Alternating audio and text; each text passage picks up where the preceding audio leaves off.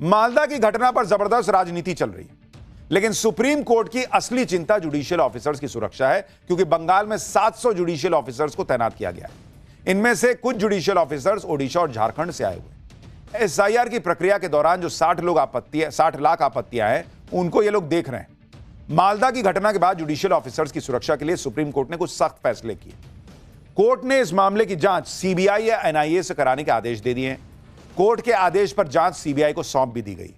Court ने यह भी आदेश दिया है कि न्यायिक अधिकारियों के सुरक्षित कामकाज के लिए सेंट्रल फोर्सेस को तैनात किया जाए, और अगर यह सेंट्रल फोर्सेस की संख्या वहां बढ़ेगी तो किसको दिक्कत होगी, आप समझ जाइए। न्यायिक अधिकारियों के आवास पर भी केंद्रीय बलों की तैनाती सुनिश्चित करने को कहा गया है। किसी भी न्यायिक अधिकारी या उनके परिवार को खतरे की आशंका होने पर तत्काल आकलन और सुरक्षा उपाय किए जाए। चुनाव आयोग और राज्य सरकार को न्यायिक अधिकारियों के सुरक्षित कामकाज के लिए सभी आवश्यक कदम उठाने के लिए कहा गया है। कोर्ट ने कहा कि एक वक्त में ज्यादा से ज्यादा 2 से 3 लोग ही न्यायिक अधिकारियों के सामने आपत्ति दर्ज कराने के लिए जाएं। 5 से ज्यादा लोगों को जमा न होने दिया जाए। कोर्ट ने अधिकारियों की क्लास लगाते हुए कहा कि मुख्य सचिव, डीजीपी, डीएम, एसपी सबको यह बताना होगा कि क्यों पर्याप्त एक्शन नहीं लिया गया। कोर्ट ने राज्य के टॉप अधिकारियों को 6 अप्रैल को ऑनलाइन सुनवाई के दौरान पेश होने के लिए भी कहा है। यानी मोटे तौर पर सुप्रीम कोर्ट को भी बंगाल के अधिकारियों, बंगाल की पुलिस, किसी पे भरोसा नहीं रह गया। तभी तो वो कह रहा है ना कि भाई सेंट्रल फोर्सेस भेजो ताकि वो सुरक्षा मिल सके। सुप्रीम कोर्ट की फटकार के बाद बंगाल प्रशासन में हड़कंप मचा हुआ है। चुनाव आयोग ने डीजीपी से रिपोर्ट तलब की है। डीजीपी ने जुडिशियल ऑफिसर्स की सुरक्षा को पुख्ता करने का निर्देश दिया है। मालदा की घटना पर एक्शन भी हुआ। 18 उपद्रवियों को गिरफ्तार किया गया है। जो आरोपी गिरफ्तार हुए हैं उसमें इंडियन सेक्युलर फ्रंट का उम्मीदवार शाहजहां अली भी शामिल है। मालदा की घटना पर बीजेपी और टीएमसी आमने सामने है। दूसरी तरफ कांग्रेस ने इस घटना की निंदा की। अखिलेश यादव ने भी इसे दुर्भाग्यपूर्ण बताया, लेकिन आरोप बीजेपी पर मढ़ दिए। सुप्रीम कोर्ट ने जब किसी को डेप्यूट किया है, उसको आप बंधक बनाओगे तो फिर जुडिशियल प्रोसेस या जुडिशियली डायरेक्टेड प्रोसेस होगा कैसे? और अल्टीमेटली सुप्रीम कोर्ट ने ये सब जो स्टेप लिया था वो प्रजातंत्र को बचाने के लिए लिया था। और जो हम लोग वेस्ट बंगाल में देख रहे हैं, इतने अधिकारियों को हटाया गया है, और अधिकारियों को इसलिए हटाया गया है कि वो इलेक्शन कमीशन का निर्देश सीधा माने। तो अगर कोई घटना घटी है और किसी तरह की कोई बात सामने आई है तो इलेक्शन कमीशन इसलिए भी जिम्मेदार बनता है क्योंकि चीफ सेक्रेटरी और डीजीपी और बड़े बड़े अधिकारी बंगाल में हटाए गए हैं।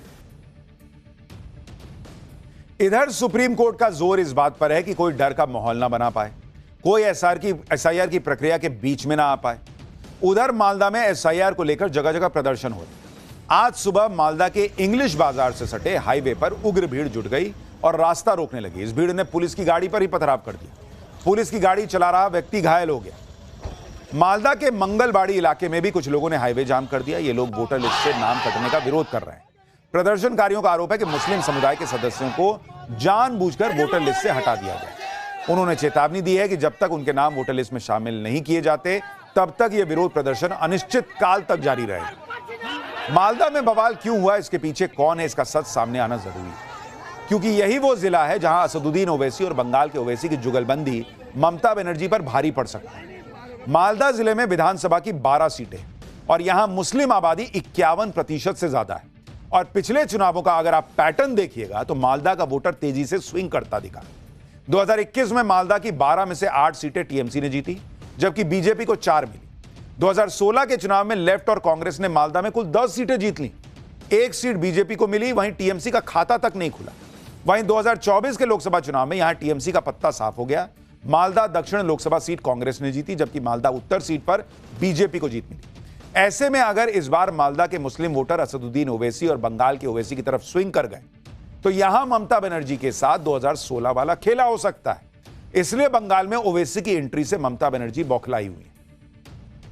हर बात के लिए बीजेपी को जिम्मेदार बता रही ममता बनर्जी ने बंगाल में ओवैसी की एंट्री को भी बीजेपी की ही साजिश बता दिया। ममता बनर्जी ने ओवैसी और बंगाल के ओवैसी हुमायूं कबीर का नाम लिए बिना कहा कि हैदराबाद से कुछ लोग आए हैं और बीजेपी ने यहां के कुछ गद्दारों को भड़काने के लिए पैसे दिए। जनता उनके उकसावे में ना आए। आगे ममता बनर्जी ने कहा कि बीजेपी ने वोट बांटने के लिए हैदराबाद से लोगों को भेजा है।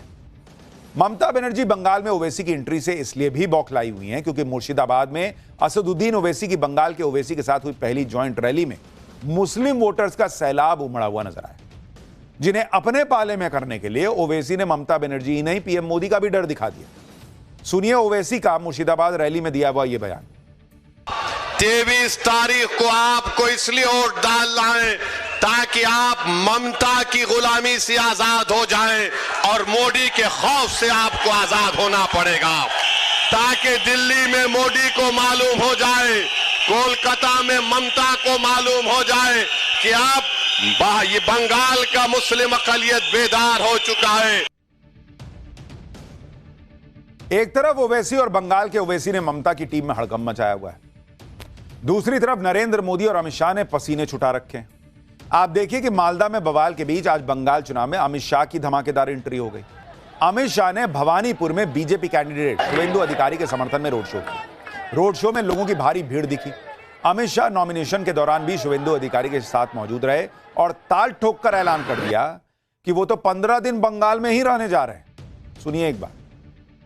बंगाल चुनाव में 15 दिन तक मैं बंगाल में ही रहने वाला हूं। आप सभी के साथ बातचीत करने का बहुत मौका मिलने वाला है। यानी अमित शाह अपने काडर को भी ये मैसेज दे रहे हैं कि डरने की कोई जरूरत नहीं है, मैं तुम्हारे साथ यहां खड़ा रहूंगा, हारे जीते वो तो बात की बात है, लेकिन मिलकर लड़े। दरअसल जिस वक्त अमित शाह का रोड शो भवानीपुर के कालीघाट में ममता बनर्जी के घर के पास से गुजरा, वहां पहले से मौजूद टीएमसी के कार्यकर्ताओं ने बीजेपी के विरोध में नारेबाजी शुरू कर दी। ममता की टीम को लगता है कि एसआईआर से भी खेला हो गया। ऐसे में ममता बनर्जी चौतरफा घिरी हुई। ममता का डर यह है कि एसआईआर में जितने वोट कटे और पिछली बार भवानीपुर का जो रिजल्ट आया था उसका गणित मुसीबत बढ़ा रहा, क्योंकि 2021 में अगर आप देखेंगे भवानीपुर में उपचुनाव हुआ था, क्योंकि ममता बनर्जी तो अपनी सीट हार गई थी। तो अगर आप देखेंगे भवानीपुर, वहां 2021 में जो उपचुनाव हुआ उसमें ममता बनर्जी चुनकर आई थी और ममता बनर्जी के जो जीत का अंतर था, जीत का अंतर ममता के लिए वो भवानीपुर के अंदर था, करीब 58,835 वोट का अंतर था। इतने से ममता बनर्जी जीती थी। एसआईआर में कितने नाम कटे हैं? एसआईआर में भवानीपुर में कितने नाम कटे? अगर आप देखेंगे भवानीपुर के अंदर तो जो नाम कटे हैं वो है कटे हैं करीब 47,000 बॉस। अब ये वोटर्स पर अभी सस्पेंस कितना है? सस्पेंस वाले जिनके नाम हो सकता है कट जाएं, रह जाएं, ऐसे नाम जो हैं वो है करीब 14,000।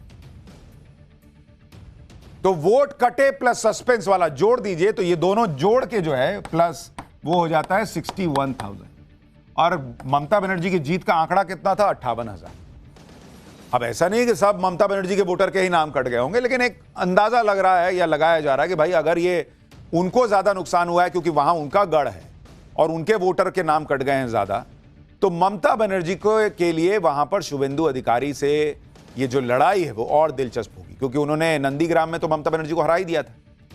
इसलिए अमित शाह ने खुद वहां मोर्चा संभाल लिया है। आज खुद वो पहले वहां चले गए। देखिए क्या कह रहे हैं। शुभेंदु दा हमारे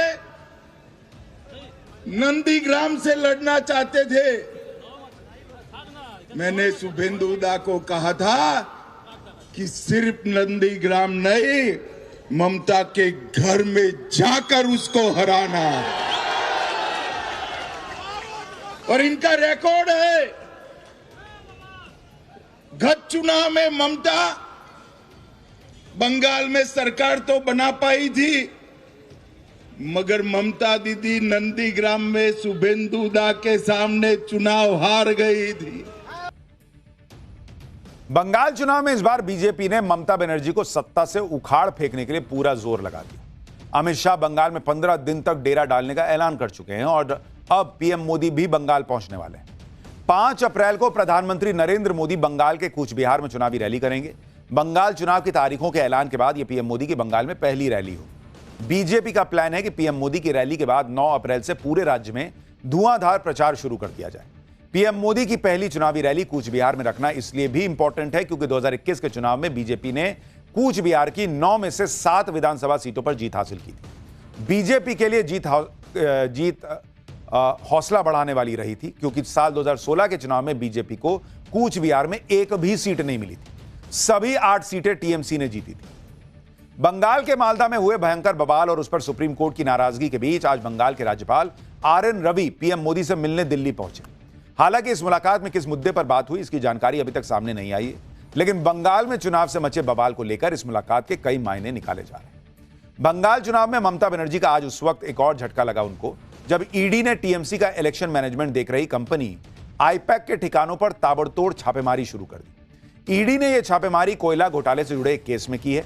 ईडी ने बेंगलुरु, हैदराबाद और दिल्ली में अलग अलग ठिकानों पर छापे मारे। बेंगलुरु में ईडी ने आईपैक के को फाउंडर और डायरेक्टर ऋषि राज सिंह के घर पर छापा मारा है।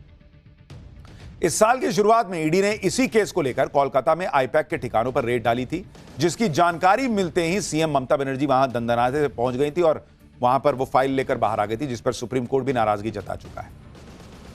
तो ये पूरा मामला फिर से गर्मा गया है, लेकिन ये तो सियासी युद्ध है बॉस। बंगाल में कौन जीतेगा नहीं जीतेगा ये तो वक्त तय करे।